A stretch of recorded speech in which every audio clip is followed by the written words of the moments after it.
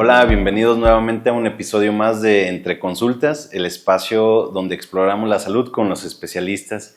Y el día de hoy vamos a platicar un poquito de el bienestar mental, que podemos platicar un poquito de estrés, depresión, frustración, yo creo. Y bueno, vamos a platicar un poquito de síntomas, alertas, algunos casos que nos puedan compartir y consejos prácticos para la población que nos está viendo. Así que si te interesa la salud mental o el bienestar mental, pues quédate con nosotros.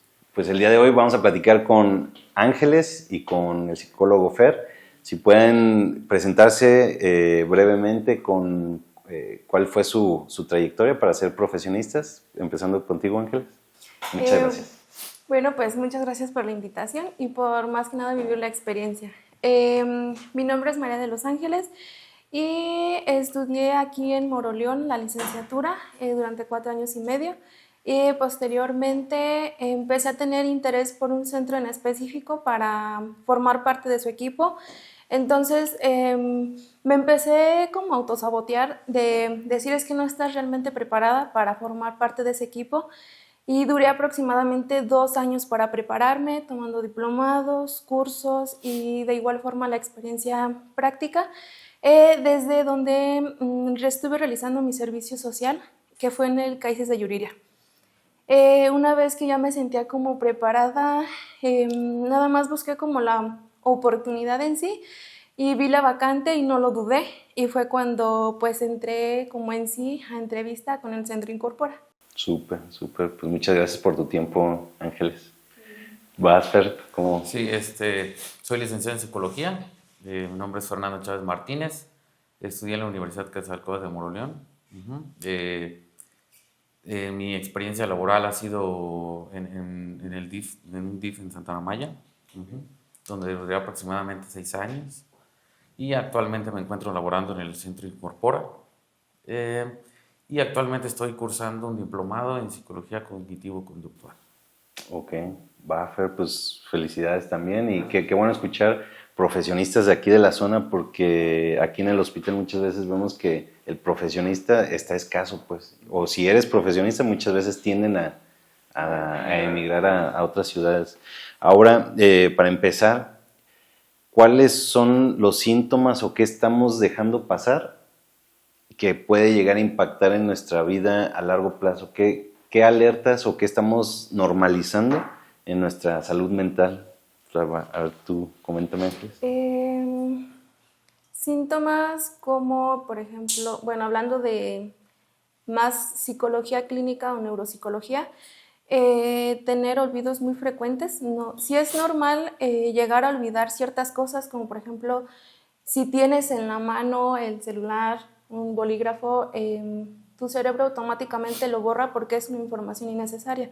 Pero al estar olvidando estas cosas tan recurrentemente durante el día, durante la semana, es ya como que algo anormal. Sería como una alerta a tomar en cuenta. También cuestiones como esta incomodidad que se genera cuando has vivido una experiencia traumática, que se genera la ansiedad. Son síntomas más físicos como la incomodidad, el tensar el cuerpo, sentir miedo constante, estar sintiendo muchos nervios y también los temblores físicos. Son como que algunas alertas que se tomarían en cuenta para como pensar en ir a pedir ayuda profesional. Ahora, ¿por qué normalizamos estos síntomas, Fer? Yo creo que viene mucho desde nuestros padres, desde nuestros antepasados, esta parte de creer que es normal, ¿no? Es normal, por ejemplo, ella habla de la ansiedad, ¿no? La ansiedad es una respuesta de mi cuerpo ante un peligro no real, a diferencia del miedo. El miedo es una respuesta de mi cuerpo ante un peligro real. Digamos que presentan los mismos síntomas, ¿no? Que es taquicardia. Mi corazón está bombeando más sangre para que se vaya a los músculos porque siente que está en peligro. Hiperventilación, que se confunde con esta parte de sentir que te falta el oxígeno, pero es al contrario. O sea, estás hiperventilando para que llegue el oxígeno a tus músculos. Sudoración excesiva, contracciones musculares. Entonces, se creía que es normal y decíamos, es que está malo de los nervios, ¿no? Decíamos, pues es que está malo de los nervios, pero así se dejaba. Inclusive se iba a un médico, pero no se trataba psicológicamente. Entonces era como, está malo de los nervios, no le hagas caso. Pues neurótico, déjalo, no le hagas caso. Entonces, esta parte nos habla de cómo manejar la ansiedad, pues, o sea, y por qué ir a un psicólogo, ¿no? Conocerme cuáles son mis síntomas y las estrategias para poder lidiar con esa parte de la ansiedad. Claro, sí, yo creo que normalizamos mucho y el impacto sí puede ser bastante catastrófico, ¿no? Por ejemplo, ¿tienes algún caso que hayas experimentado que haya empezado leve y que haya terminado un poco mal? Sí, tuve una situación de violencia por una mujer de 40 años. Tiene una hija de aproximadamente 6 a 7 años, en donde la niña está recibiendo abuso sexual por parte de su padre. Entonces aquí se está normalizando por parte de la madre el no querer aceptar que su pareja está realizando la acción. Entonces, ahorita se está trabajando con la cuestión del trauma en la niña y ha habido algunas consecuencias por parte del padre que empezó a ejercer violencia física hacia la madre desde el punto en donde ella recibió o aceptó que la niña recibiera la ayuda profesional. Entonces, va a tener consecuencias a largo plazo, en específico en la niña, en donde ciertas acciones las va a tomar como una alerta. Desde el simple hecho de, por ejemplo, yo tocar el hombro de mi compañero, ella lo va como a asimilar como un peligro. Entonces, eso va a ir escalando y su ansiedad también va a ir escalando. Va a empezar a tener problemas tanto con la sociedad como con ella misma. Y es como que ahorita el caso más reciente que podría mencionar. Ok, tus casos iban a estar un poquito más hacia los traumas, ¿verdad? Porque tú me estabas comentando fuera del aire que estudiaste o que estabas más enfocada en qué tipo de psicología. Neuropsicología. Neuropsicología, ok, va que va. Y por ejemplo, ahí, Fer, ¿qué tuvo que haber pasado esta persona, el señor o la persona, como para llegar a estos actos de Exactos, pues probablemente tan igual lo agresivos? mismo, ¿no? Igual a lo mejor algún tipo de violación en su infancia, en su adolescencia, de maltrato infantil, probablemente es lo más seguro, pues. Digamos que muchas veces son conductas aprendidas. Yo aprendí que esta forma para mí es normal de comunicarme, inclusive de mostrar afecto. Entonces probablemente pues yo también lo haga con mis hijos o con personas cercanas. Muchas veces. Claro, no podríamos crear un criterio exacto, pero digamos que esa sería una hipótesis de por qué probablemente esta persona haya tomado estas conductas sexuales. Oye, Fer, y por ejemplo, ¿cómo una madre se puede empezar a dar cuenta de que a lo mejor su pequeño está sufriendo un tipo de bullying, un tipo, no tanto a lo mejor como una agresión sexual, pero cómo se puede dar una madre, qué alertas existen en la personalidad de un pequeño? De un pequeño, bueno, pues va a ser una parte evitativa de decir pues que él ya no quiere ir a la escuela, ¿no? Que él fingir que le duele el estómago, fingir que le duele la cabeza, que está enfermo de la diarrea para evitar ir a la escuela, ¿no? También que se aísle, que comience a aislarse o que de cierta forma la maestra le llame a la mamá y le diga, ¿sabes qué? El niño pues no convive con los demás, se aísla, siempre está solo, a la hora del recreo está comiendo solo. Son como síntomas que el papá puede ver y que puede echar un vistazo a ver qué es lo que está pasando. Ok. Y tú, Ángeles, ¿qué haces en esta primer consulta? ¿Quién llega hacia ti? ¿Cómo empieza ese primer abordaje con el paciente? Inicialmente yo pido que en el primer momento sea con los padres para que me expliquen un poco la situación de los comportamientos del niño.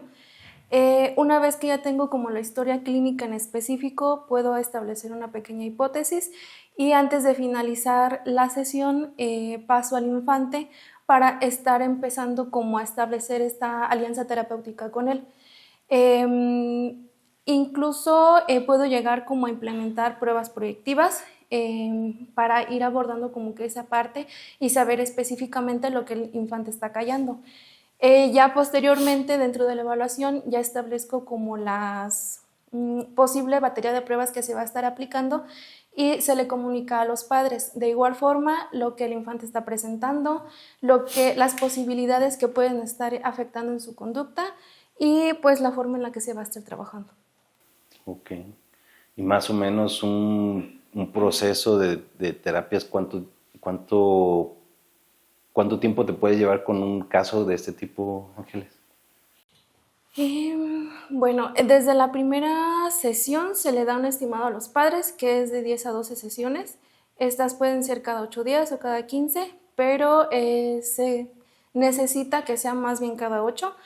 Y ya dependiendo ahí va la evolución del infante. Si va evolucionando bien, se puede llegar a culminar en las 12 sesiones y si hay como algunas alteraciones en su conducta o incluso en su contexto familiar, se pueden extender. Oye, Fer, ¿y tú nos puedes compartir algún caso igual que haya a lo mejor empezado bien y terminó mal? Ok, mira, tengo por ejemplo un caso de una persona pues ya adulta, ya entre los 40 y 50 años, que él sufrió de violaciones cuando era menor. Eh, y pues él comenta que siempre fue un chico retraído, que siempre fue el chico aislado, el chico que le costaba mucho socializar, con un bajo autoestima. Ujú. Entonces él, en la parte con un padre muy rígido, con un padre muy duro. Eh, entonces la situación que él se le agravó fue que cuando él es adolescente empieza a conocer el alcohol, ¿no? Entonces, inclusive en una sesión me dice, lo que pasa es que yo lucho contra esta ansiedad y yo por eso me compro mis 6 todos los días, dice. Salgo de trabajar y es como esta lucha con la ansiedad que me compro mis 6 y me lo tomo. Uh-huh. Pero, pues claro, es una forma de evitar la ansiedad.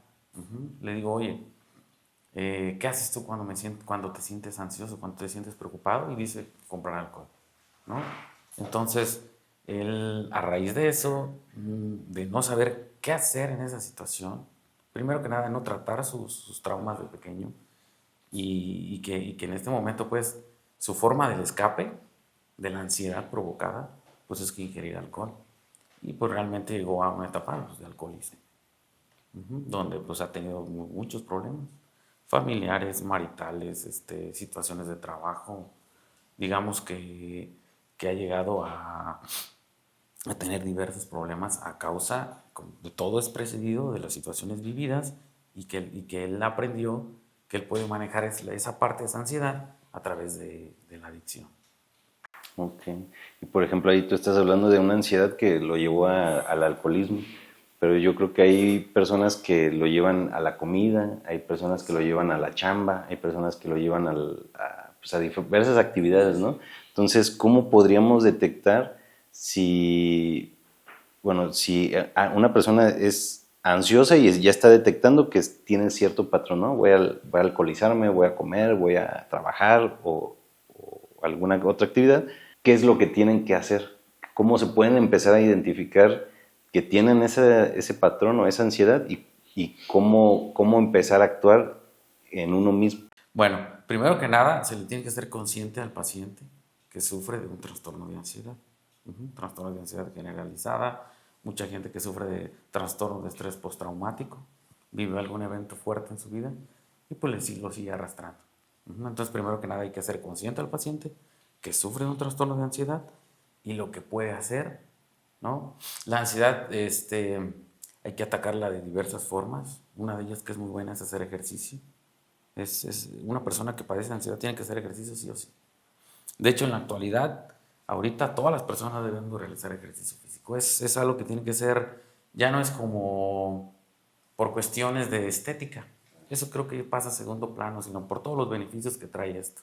Entonces, cuando realizamos actividad física, nuestro cerebro se oxigena adecuadamente, sacamos el estrés y segregamos 2 neurotransmisores que se encargan del sentirnos bien, que es la serotonina y la endorfina. Estos neurotransmisores los llamamos como las hormonas de la felicidad, porque sacamos el estrés y nos llenan de energía y nos llenan de satisfacción. Entonces, Una persona, primero hay que hacerlo consciente de que padece un trastorno de ansiedad, hay que ver qué es lo que lo está provocando, en dado caso, como te digo, a lo mejor un trastorno de estrés postraumático, vamos a atacarlo, vamos a trabajar con ese evento traumático para darle una solución mediante las técnicas psicológicas, vamos a reeducar a su cerebro a que cuando sienta ansiedad no se vaya por la vía fácil, que es el alcohol, ¿no? Y que existen otras formas de atacar esa parte, ¿no? Te digo, o sea, a lo mejor haciendo ejercicio. En psicología utilizamos mucho lo que es las técnicas de relajación, que es inhalar, aguantar el aire y soltar. Eso tiene como objetivo, de igual forma, oxigenar correctamente nuestro cerebro y por lo tanto nos vamos a relajar. Ahora que nos relajamos, tengo que sentarme y pensar, oye, ¿qué es lo que me está produciendo la ansiedad? ¿Qué es eso que me preocupa? Ya que lo tengo claro, me tengo que pensar, oye, esta situación está en mis manos resolverla, no está en mis manos resolverla. Ah, ok, si está en mis manos resolverla, ¿qué es lo que puedo hacer por ella? Y ponerme en acción y crearle al paciente nuevas alternativas de cómo abordar esa situación que es la ansiedad. Ok, Fer. Y Ángeles, ahorita que está hablando Fer de este tema de la ansiedad, ¿cómo describirías tú qué es la ansiedad y cómo una persona puede diferenciar entre estoy ansioso, estoy depresivo, estoy con algún tipo de obsesión? ¿Cómo nos puedes decir eso? La ansiedad desde el ámbito neuropsicológico es una afectación total tanto en el sistema emocional como en el físico. Para que una persona se pueda dar cuenta que está sufriendo de ansiedad es, tal cual como lo comenta mi colega, hacerlo consciente, pero también como darle las posibles consecuencias de la ansiedad si sube de nivel. Mencionarle lo que puede llegar a pasar si no se llega a tratar adecuadamente y establecer estrategias y también ver, evaluar e investigar cómo es que esta ansiedad y todo su contexto lo está afectando emocionalmente para que de ahí pueda establecer una conducta, una emoción, un comportamiento, tanto con su familia como con él mismo o con la sociedad. Ok. ¿Y cómo detectar si es ansiedad o depresión o es lo mismo? No. No es lo mismo. Digamos que los dos muchas veces van de la mano, porque una persona que padece mucha ansiedad, pues se frustra entre las situaciones al no poderlas realizar y cae en esta parte también de episodios depresivos. Pero sí son como síntomas diferentes. Como lo comentamos, la ansiedad pues, es una respuesta de mi cuerpo ante un peligro no real. Gente que se paraliza, gente que, como te digo, es palpitación, es hiperventilación, temblorina. Y la depresión, pues es un trastorno depresivo, trastorno del estado de ánimo, perdón, que se caracteriza pues, por tristeza excesiva, por desarrollo personal, por poca preocupación por mi persona, por esa incapacidad de poder realizar ciertas tareas, por falta de sueño. Puede ser también que coma de más o que coma muy poco, pérdida del interés por aquellas cosas que antes hacía y le causaban satisfacción y que ahora ya no lo hace. Es la diferencia. Ok. Y ahorita, por ejemplo, ¿qué es lo que más están viendo en su consultorio? ¿Cuáles son los padecimientos que a lo mejor está agarrando más a los jóvenes, a los adultos? Y no sé si están viendo adultos mayores, pero si podemos clasificar como en edades a lo mejor antes de los 18 años y después de los 18 años, ¿qué es lo que más están viendo en sus consultorios? Yo actualmente en una edad de antes de 18 años es ansiedad generalizada por pequeñas experiencias traumáticas que puede ser desde el trato familiar o una experiencia traumática social. De los 18 a los 40 años también es como tal la ansiedad, pero generalizada por un trastorno de estrés postraumático o trauma. Y en adultos mayores, hablando de la neuropsicología, es más que nada como estos deterioros mentales y que les dificulta como realizar actividades físicas y establecer ciertas conductas. Fíjate que a mí me han llegado muchos casos de adicciones, sobre todo con esta parte del alcohol. Creo que en los jóvenes se ha se ha puesto, no sé de moda, pero se ha normalizado mucho el ingerir alcohol, ¿no? Y que el alcohol es una droga. O sea, el alcohol es una droga, que te lo vendan en la tiendita, pues no quiere decir que sea, a lo mejor es más aceptable, pues, pero pues al fin y al cabo es una droga que causa adicción y que tiene muchísimas consecuencias. Es lo que me ha llegado a mí, aparte de las adicciones, también parte de personas con trastornos de ansiedad y una que otra con trastornos del estado de ánimo, que es la depresión. Son los que yo he visto más que están, digamos, aquí en la región. Oye, Fer, ¿y esto tiene cura? ¿El alcoholismo? La ansiedad, depresión, el alcoholismo, yo creo. Mira, vamos por la parte del alcoholismo. El alcoholismo es, según la Organización Mundial de la Salud, es una enfermedad que no tiene cura. Uh-huh. Es una enfermedad que es tratable. ¿Por qué no tiene cura? Bueno, pues a lo mejor Mauricio puede durar 10 años de su vida donde ya no ha tomado alcohol, pero de un día a otro decide ingerir bebidas alcohólicas y se vuelve a desencadenar todo lo que él sentía, ¿no?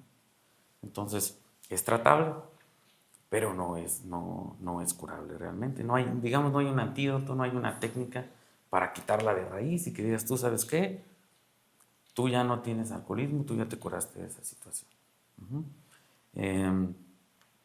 Pero como te lo comento, es tratable. Por eso en los grupos de ayuda de Alcohólicos Anónimos, pues siempre mencionamos esta parte de un día a la vez. Uh-huh.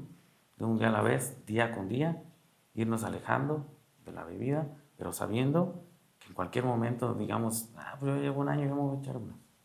Pero ¿qué es lo que pasa? Vamos a volver a caer en los síntomas del alcoholismo. Uh-huh.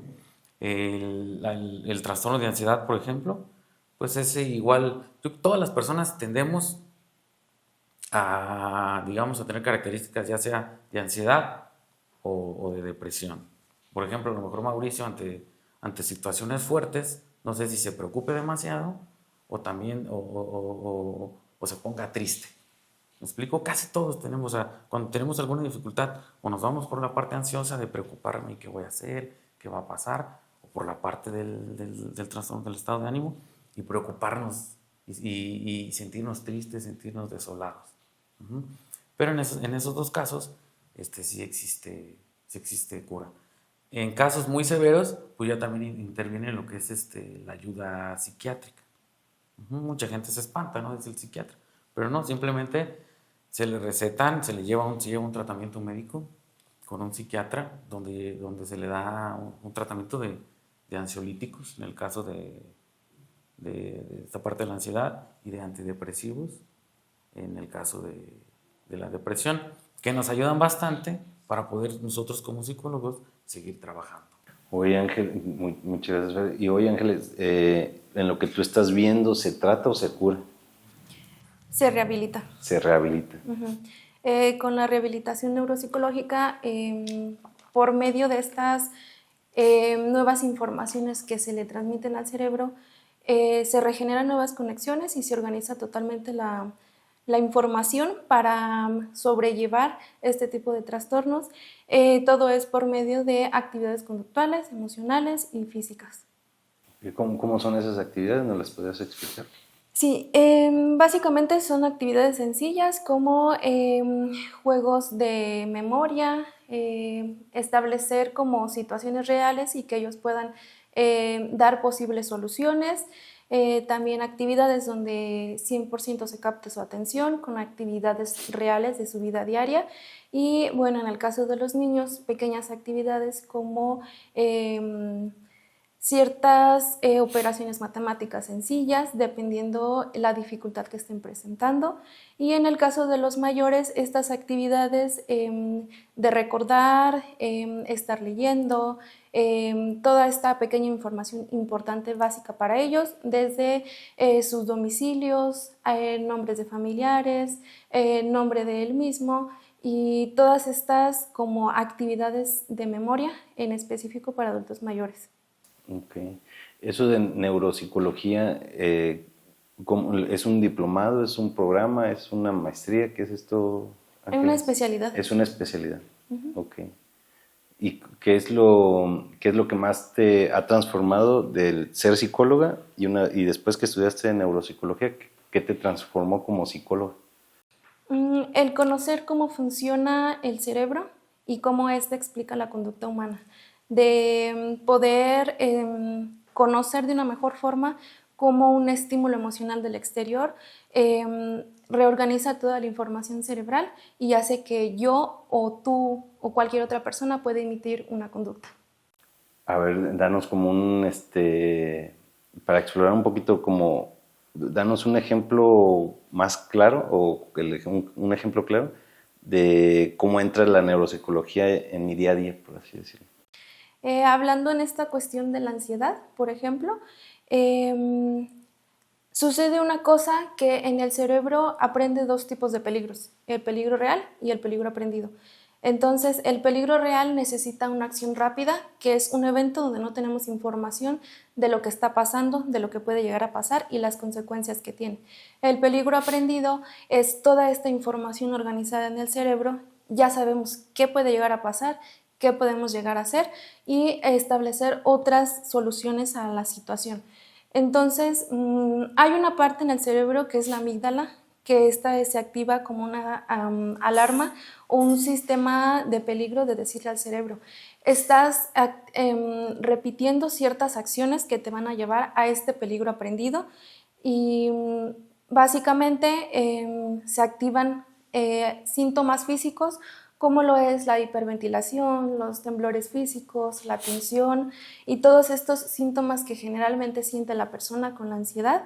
Sería como que el ejemplo más básico en donde también se ven afectadas lo que es la concentración y todas las conductas normales que puede llegar a tener nuestra parte racional en el cerebro, de decir es que no estás en peligro, pero tu cerebro ya lo tiene aprendido.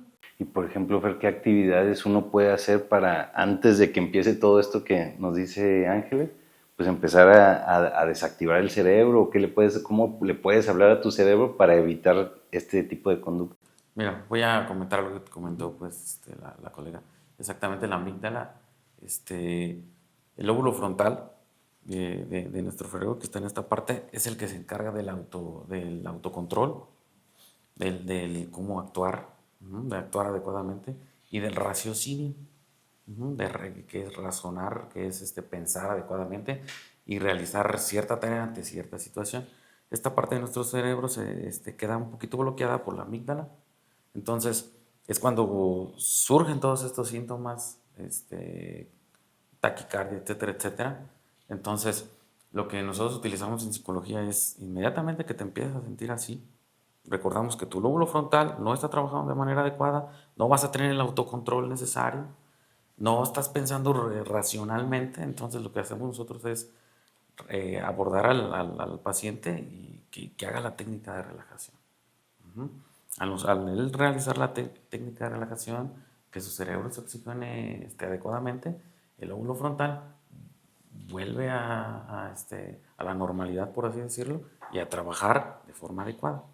Ya que estamos relajados, ya que el autocontrol vuelve a trabajar, ya que el raciocinio vuelve a trabajar, pues entonces ahora sí vamos a pensar qué es lo que verdaderamente nos está preocupando, como comentó la compañera, si es algo, si es un peligro inminente, ¿no? Que quiero reacción rápida, pero muchas veces es esa parte de peligros que no son reales, que simplemente estoy siendo atacado pues por todos los síntomas y no sé qué hacer, no sé cómo reaccionar.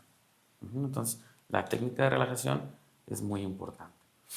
Por eso se recomienda que cuando estamos pasando por esta situación no debemos actuar, no tomar decisiones pues difíciles, por así decirlo, sino que hasta que estamos relajados, nuestro lóbulo frontal vuelve a conectarse y podemos pensar de forma congruente y ahora sí ver qué es lo que nos preocupa y cómo podemos solucionarlo.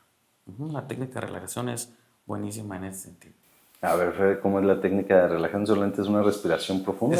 Es una respiración profunda que es llevar todo el oxígeno que pueda a mi cuerpo, aguantarla y después soltarla, pero más pausadamente. Digamos que son 4 segundos para agarrar el aire al máximo, aguantar 5 segundos y soltarlo en 7 o 8 segundos. Automáticamente mi cerebro se está oxigenando y se está relajando y va a pensar más congruentemente. Ujú. No sé si quieren que lo haga en este caso, pues, o vamos a hacerlo todos, ¿qué les parece? ¿No? Entonces, es adoptar una postura totalmente cómoda, ¿no? Tomar una completamente cómoda. Hago este señalamiento, entonces, ¿qué es lo que vamos a hacer? Vamos a inhalar el aire, pero lo máximo, ¿eh? O sea, hay gente que hace esto. No, hay que hacer todo lo máximo. A la cuenta de 2, lo soltamos, pero más brevemente. 4 segundos para inhalar, guardamos 5 o 6 y en 8 lo soltamos. Ujú. ¿Listos? 1.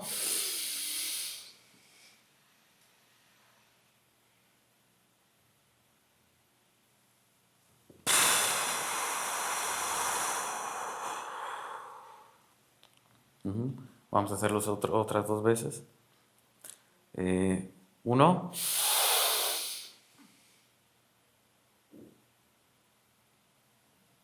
Soltamos.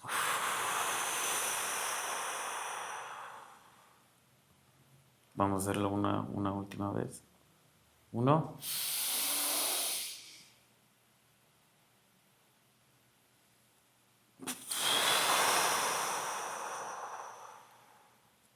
Yo, por ejemplo, me siento más relajado, ¿me explico? A lo mejor ustedes, no sé si les haya pasado, que si efectivamente se sientan más relajados.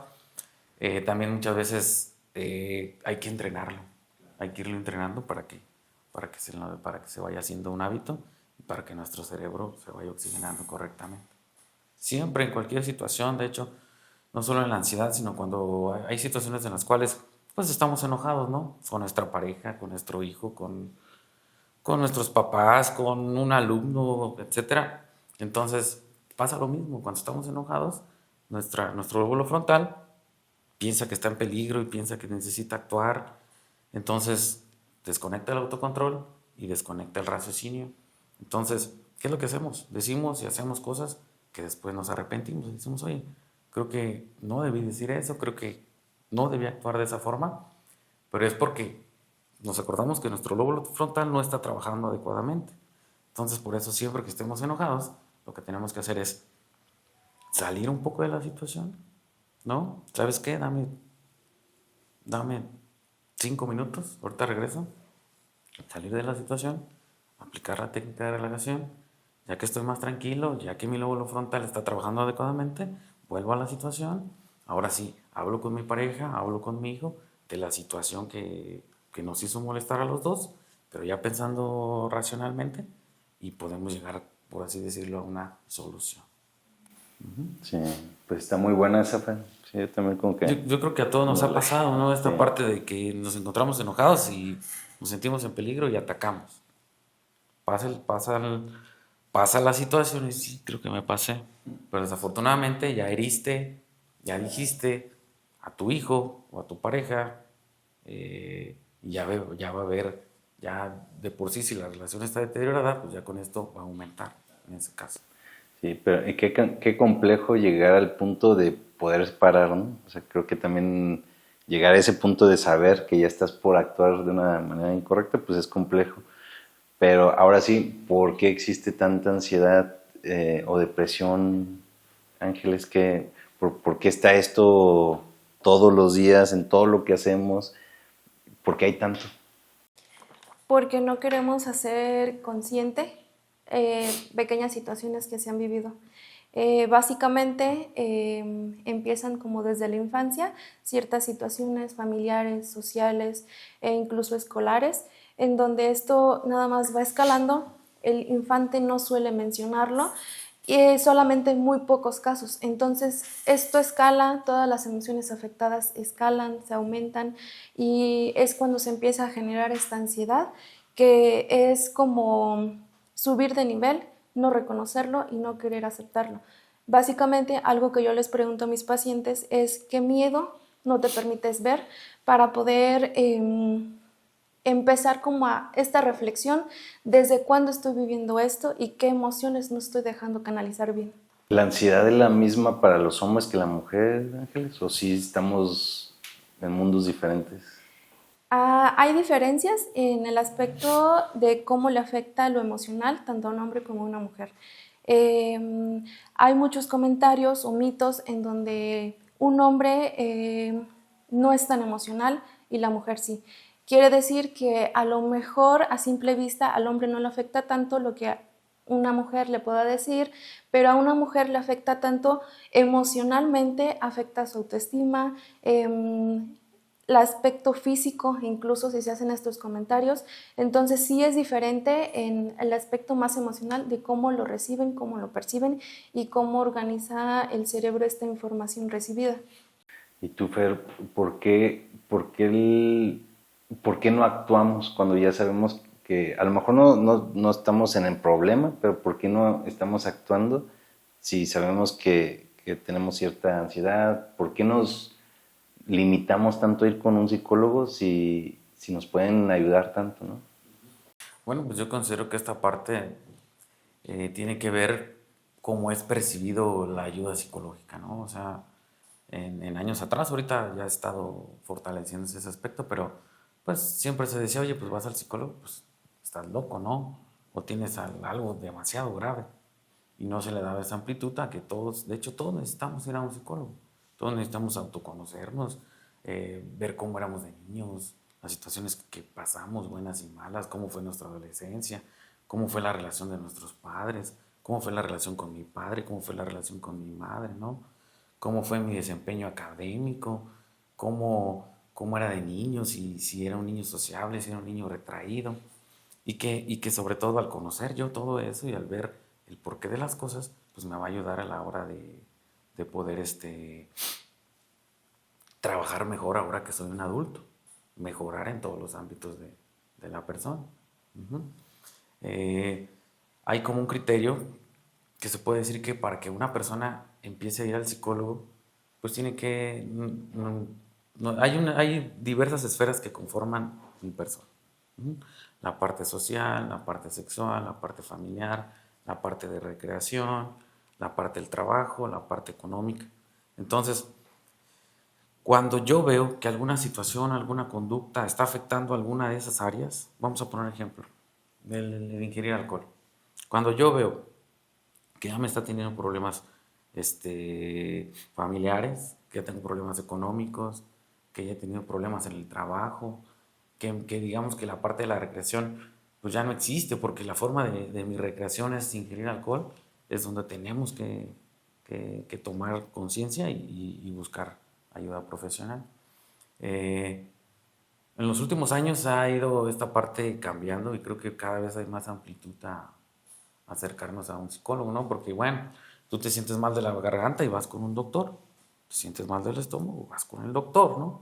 Entonces te duele el hombro, vas con un fisioterapeuta, pero cuando estás mal psicológicamente, pues lo dejas muchas veces pasar, ¿no? Y es algo, como te digo, debería ser canasta básica, ir a conocernos, ir a hablar de nosotros y de conocer todos los ámbitos de mi persona. Claro, sí es muy importante eso que mencionas, porque pues sí, todos vamos al doctor cuando nos duele, pero es pues, pues algo que a lo mejor tenemos en mente como que pudiera pasar algo más grave, pero pues cuánto estamos cuidando nuestro cerebro, ¿no?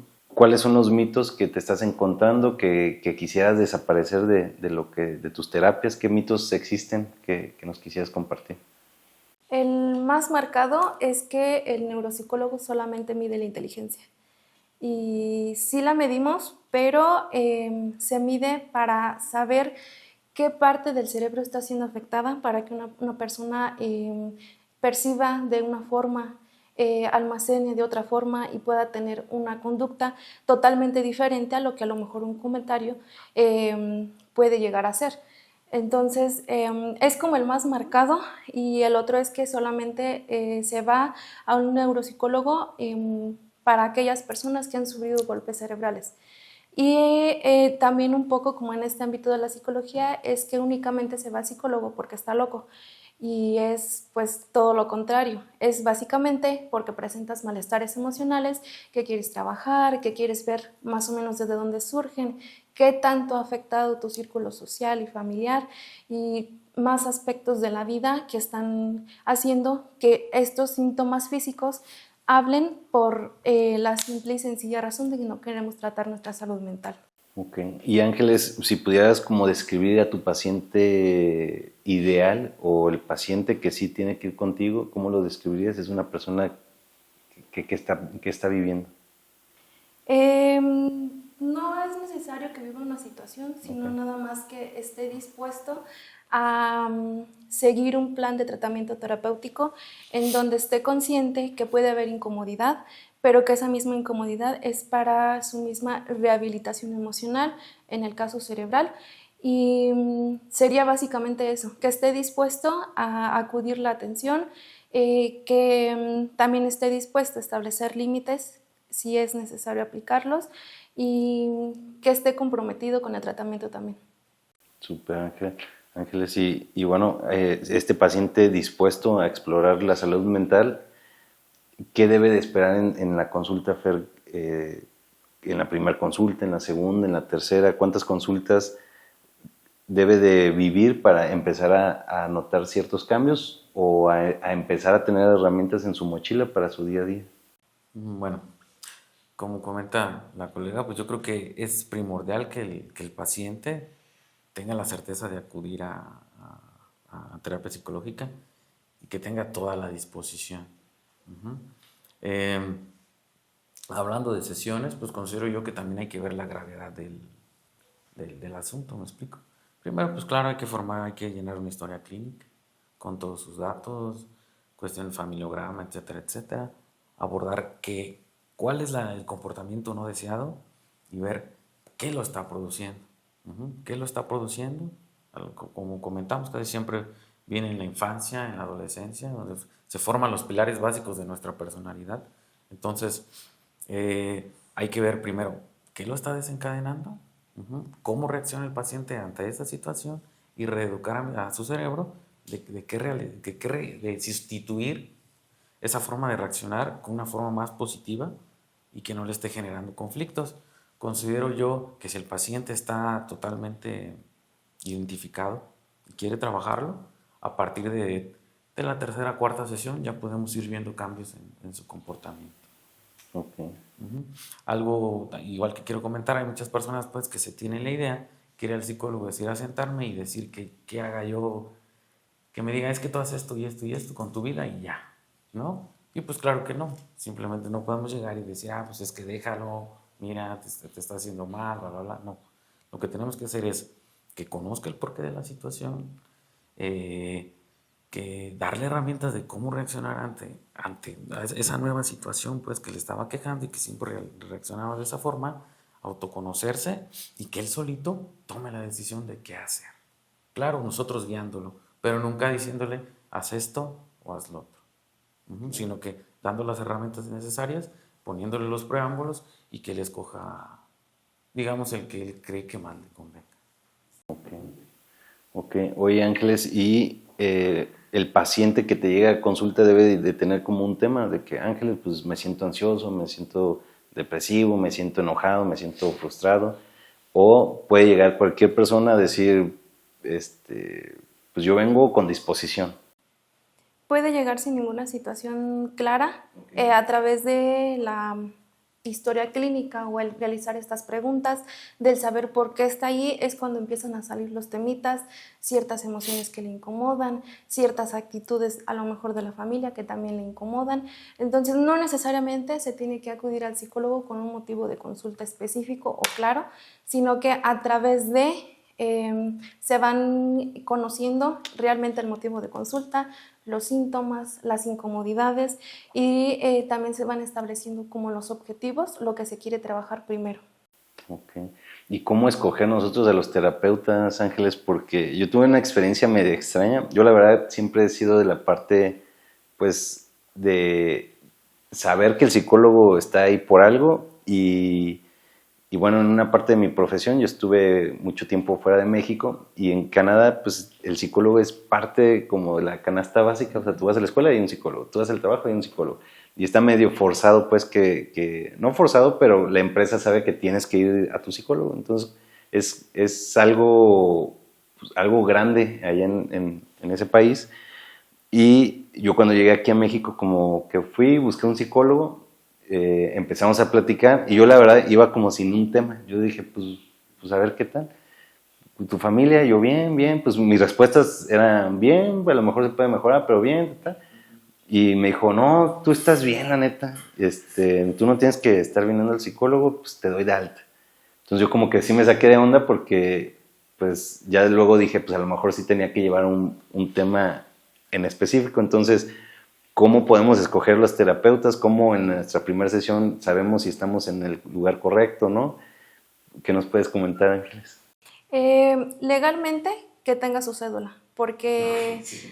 allá Exacto. afuera hay muchos profesionales o psicólogos que ejercen la carrera sin la cédula. Entonces ese es como el principal requisito. El otro es que una vez que ya se elige como al psicólogo, al profesional, independientemente por gustos de que sea mujer, porque soy mujer, o yo hombre, busco un psicólogo hombre. Desde la primera sesión, el paciente se da cuenta si el profesional que lo está atendiendo tiene conocimiento en el área, si realmente sabe más o menos qué tratamiento dar, porque en la primera sesión se le tiene que establecer qué objetivos se van a trabajar primero, a simple vista lo que ve el profesional. Y también algo muy importante, que es otro punto como a tomar en cuenta, es que el profesional dé un estimado de las posibles sesiones para el tratamiento.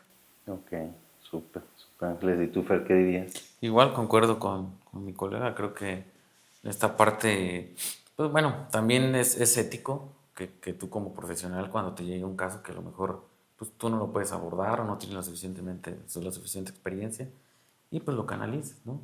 O sea, también tú como psicólogo, a lo mejor abordar un tema pues sensible, inclusive temas que te proyectes en él mismo y que digas, ¿sabes qué? Pues la verdad yo no puedo trabajar con este tema o yo no puedo ayudarle de la forma necesaria a la persona y canalizar. Muy bien, de acuerdo, chicos. Pues ahora sí que les agradezco el tiempo. Vamos a ir cerrando el capítulo. Algo, Ángeles, que quisieras que la gente se quedara con tu profesión como tal y algo que les quieras comentar. Profesionalmente, que se traten de quitar como ese mito que genera la sociedad sobre las profesiones de salud mental. ¿Por qué? Hay muchos mitos que marcan y por lo tanto también no se trata cierto malestar, ciertas emociones intensas.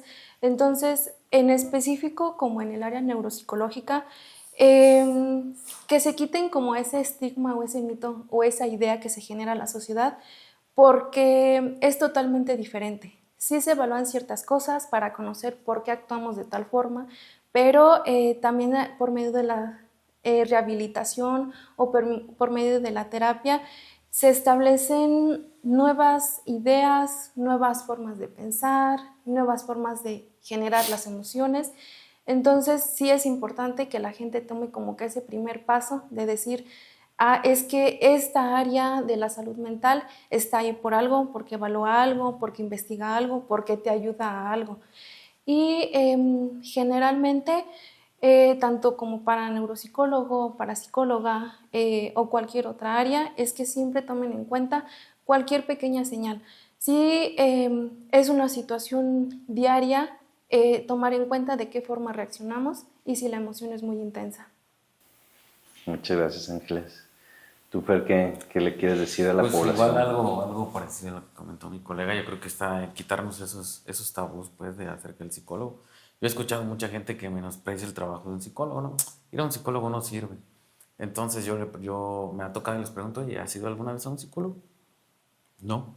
Le digo, entonces, respeto tu opinión, pero pues realmente tu opinión no tiene validez, porque no puedes opinar de algo que no has conocido. Yo no te puedo opinar de tal tema si yo ni siquiera lo he abordado, si no me he inmiscuido en el tema. Entonces, a lo mejor mi opinión es respetable, pero pues no tiene mucha validez, ¿no? Entonces, siempre darte la oportunidad de primero ir y tratarlo y no dejar que mucha gente mal aconseja, ¿no? ¿Qué vas a andar yendo a un psicólogo? Cuando ellos jamás se han parado o jamás han ido a terapia psicológica. Y como lo comenté un poco, o sea, que se vuelve una canasta básica, porque todos tenemos situaciones, unos más, unos menos, pero todos hemos pasado por situaciones difíciles en nuestra vida que de cierta forma han forjado nuestro comportamiento. Y muchas de esas veces, pues es para mal. Entonces, yo sugiero que todas las personas tengan esta oportunidad de conocerse, del porqué de las situaciones, del por qué actúan de cierta forma, del por qué siempre eligen esa pareja con las mismas cualidades, del por qué siempre permiten ciertas cosas que no deberían de ser, del por qué siempre actúan de esa forma, aunque estén en ese choque constante de que yo no quiero ser así, yo quiero cambiar, pero no puedo. Entonces, que se den la oportunidad de ir a un psicólogo. Muy bien, ¿dónde los pueden encontrar, Ángeles? Pues aquí en Uriangato, en el Centro Incorpora, y actualmente ahí va a estar como una extensión del servicio en Yuriria, Guanajuato. Pues bueno, pues vamos a cerrar el episodio. Espero que les haya gustado y también compartan esta información. A lo mejor si tú ya estás yendo con un psicólogo, pero si tú estás yendo con un psicólogo o no estás yendo con un psicólogo y conoces a alguien que no se está tratando, que tiene algún tema medio obvio, porque luego sí tenemos en nuestro círculo la persona que es depresiva o la persona ansiosa, compartan esta información porque muchas veces ellos no saben a dónde ir o qué programas ver o dónde encontrar estas soluciones. Así que compártanlo, comenten lo que gusten, lo que le quieran preguntar a los psicólogos para una próxima ocasión y nos estamos viendo en el siguiente episodio. Hasta luego.